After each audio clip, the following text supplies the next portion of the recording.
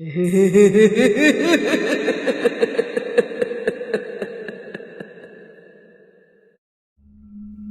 वालेकुम।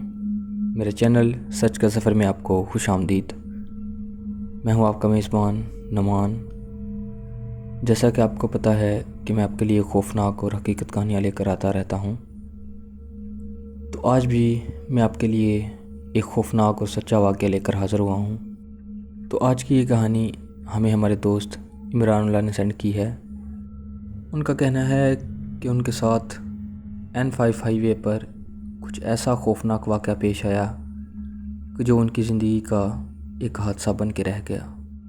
तो कहानी शुरू करने से पहले मैं आपसे ये कहना चाहूँगा कि आयतुल कुर्सी का इसार लाजमी कर लें, क्योंकि सुना है कि जब इन चीज़ों का जिक्र किया जाता है तो ये काफ़ी दिलचस्पी से आपके करीब होकर सुनती हैं।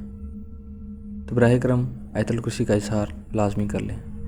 और अगर आपके पास भी कोई कहानी है और आप उसको एक अच्छे अंदाज से बयान करवाना चाहते हैं तो डिस्क्रिप्शन में हमारे जीमेल का लिंक है, वहाँ हमसे रब्ता करें और वो कहानी हमें सेंड करें।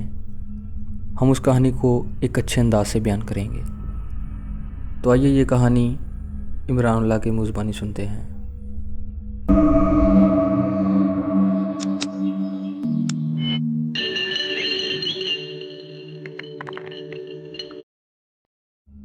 अस्सलामु अलैकुम दोस्तों, आप सुन रहे हैं एक ऐसी कहानी जो मैंने खुद अपनी आंखों से देखी है। ये कोई फिल्मी कहानी नहीं, ये मेरी अपनी सच्ची आप बीती है। आज जो मैं आपको सुनाने वाला हूं वो सुनकर आपके रोंगटे खड़े हो जाएंगे। तो दोस्तों, गाड़ी रोक लो, वॉल्यूम थोड़ा ऊपर करो और ध्यान से सुनो। मेरा नाम इमरान उल्लाह है। मैं एक लॉन्ग रूट ट्रक ड्राइवर हूं। पिछले 20 सालों से पाकिस्तान की सड़कों पर घूमता रहता हूं। रात की काली सड़कों पर अकेले सफर करना मेरी आदत है, मेरी पहचान है। मैं डरता नहीं था, लेकिन उस रात ने मुझे हमेशा के लिए बदल दिया। आज से 3 साल पहले की बात है। नवंबर का महीना था। रातें लंबी हो गई थी, सर्दी अपने पांव पसर रही थी और N5 हाईवे जो लाहौर से मुल्तान को जोड़ती है, वो अपनी पूरी वीरानी और अंधेरे में डूबी हुई थी। उसी रात का वाकया मैं आपको सुनाना चाहता हूं। रात के 9:30 बज रहे थे जब मैंने अपना ट्रक डेपो से निकाला। लाहौर के बाहरी इलाके में वाकया ये डेपो रात को और भी सुनसान लगता था। मेरा ट्रक माल से लदा हुआ था। मुल्तान की एक फैक्ट्री को डिलीवरी देनी थी। सुबह सवेरे पहुंचना लाजमी था। डेपो के मालिक आरिफ भाई ने मुझे रवानगी से पहले बुलाया। उन्होंने कहा, इमरान, आज रात जरा संभाल के जाना। मैंने हंसते हुए कहा, आरिफ भाई, 20 साल से जा रहा हूं, कभी कुछ नहीं हुआ। वो खामोश रहे, फिर बोले, पिछले हफ्ते हसन भी इसी रूट पर गया था, वापस आया तो कुछ बोलता ही नहीं, बस चुप हो गया है, बिल्कुल चुप। लेकिन मैंने इस बात को ज्यादा अहमियत नहीं दी। मैंने ट्रक स्टार्ट किया, टेप रिकॉर्डर पर पुराने गाने लगाए और लाहौर की रोशनियों को पीछे छोड़ता चला गया। शहर की आखिरी रोशनी जब पीछे रह गई तो N5 हाईवे ने अपना असली चेहरा दिखाना शुरू किया। दोनों तरफ गन्ने के लंबे लंबे खेत थे। रात की ठंडी हवा में वो हिलते थे तो ऐसा लगता था जैसे कोई सरगोशी कर रहा हो। सड़क सीधी थी, लंबी थी और बिल्कुल खाली थी। मेरे ट्रक की हेडलाइट्स जितनी रोशनी फेंकती थी, उससे आगे बस काला अंधेरा था, गहरा, भारी, ऐसा जैसे कोई चादर हो। रात के 11 बज रहे थे। मैंने एक ढाबे पर रुका, चाय पी, पराठा खाया। ढाबे वाला एक 2.5 उम्र आदमी था। उसने मुझे देखा और पूछा, किधर जा रहे हो भाई? मुल्तान, मैंने कहा। उसके चेहरे पर एक अजीब सी लकीर आई।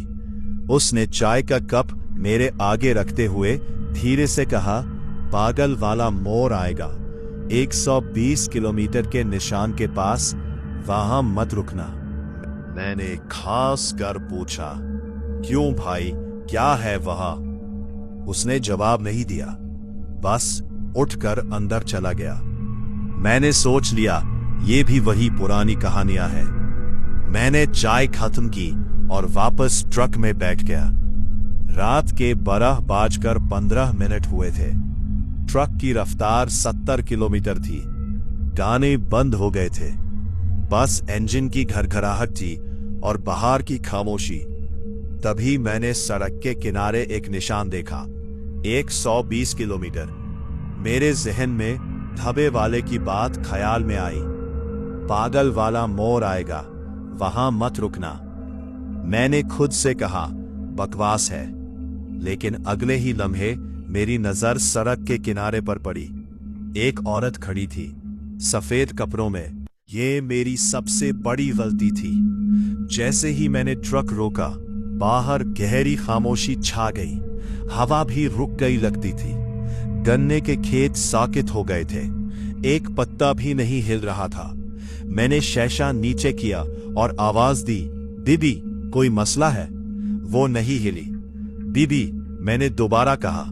फिर बहुत आहिस्ता आहिस्ता उसने अपना सर ऊपर उठाना शुरू किया, और जब उसका चेहरा मेरी हेडलाइट्स की रोशनी में आया, मेरी सांस रुक गई। उसका चेहरा था ही नहीं।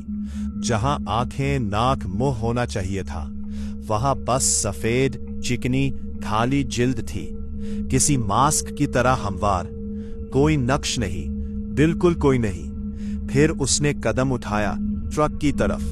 वो चल नहीं रही थी, वो सरक रही थी। उसके पांव जमीन से उठते नहीं थे, वो बस जमीन पर घसरती आ रही थी, और उसकी रफ्तार इंसानी नहीं थी। मेरा हाथ खुद ब खुद गियर पर चला गया। मैंने एक्सेलरेटर पूरी ताकत से दबाया। ट्रक एक झटके से आगे बढ़ा, और जाते जाते मैंने रियर व्यू मिरर में देखा। वो साया अभी भी वहां खड़ा था, और अब उसका खाली सफेद चेहरा मेरी तरफ था, जैसे देख रहा हो, बिना आंखों के देख रहा हो। मैंने ट्रक की रफ्तार 100 किलोमीटर तक पहुंचा दी। दिल धड़क रहा था, हाथ कांप रहे थे, लेकिन मैं बस आगे बढ़ता रहा। 5 किलोमीटर, 10 किलोमीटर। मैंने आहिस्ता सांस ली। शायद मेरी थकन थी, शायद मैंने गलत देखा था। थक। ट्रक की छत पर कुछ लगा। मैंने हाथ मजबूत किया स्टीयरिंग पर। फिर थक थक थक, आहिस्ता, बाकायदा ऊपर से, जैसे कोई छत पर बैठा हो और दस्तक दे रहा हो। मेरा पूरा जिस्म जम गया। कौन है? मेरी आवाज निकली, लेकिन वो खुद मेरे कानों को डरा गई। कोई जवाब नहीं। फिर छत पर से एक आवाज आई, एक आवाज जो इंसानी थी और फिर भी नहीं थी, जैसे किसी ने इंसानी आवाज की नकल करने की कोशिश की हो, लेकिन बिल्कुल गलत तरीके से। इमरान, रोक लो, मुझे अंदर आने दो, मैं थक गई हूं। मेरे नाम का इल्म इसे कहां से मिल गया? मैंने ट्रक और तेज कर दिया। दिल में कलमा पढ़ना शुरू कर दिया, ला इलाहा इल्लल्लाह, ला इलाहा इल्लल्लाह। फिर वो हवा जो नहीं होना चाहिए था। ट्रक का इंजन बंद हो गया, यकदम, बगैर किसी वजह के। मैंने स्टार्टर मारा, कुछ नहीं। दोबारा, कुछ नहीं। तीसरी बार, कुछ नहीं। फिर दरवाजे का हैंडल हिला बाहर से। इमरान, सर्दी बहुत है, अंदर आने दो। मैं थक गई हूं, मेरी आंखों में आंसू आ गए। मैंने सूरतुल फलक पढ़नी शुरू की, जोर जोर से, कुल आऊज़ु बिरब्बिल फलक। और उसी लम्हे इंजन खुद ब खुद स्टार्ट हो गया।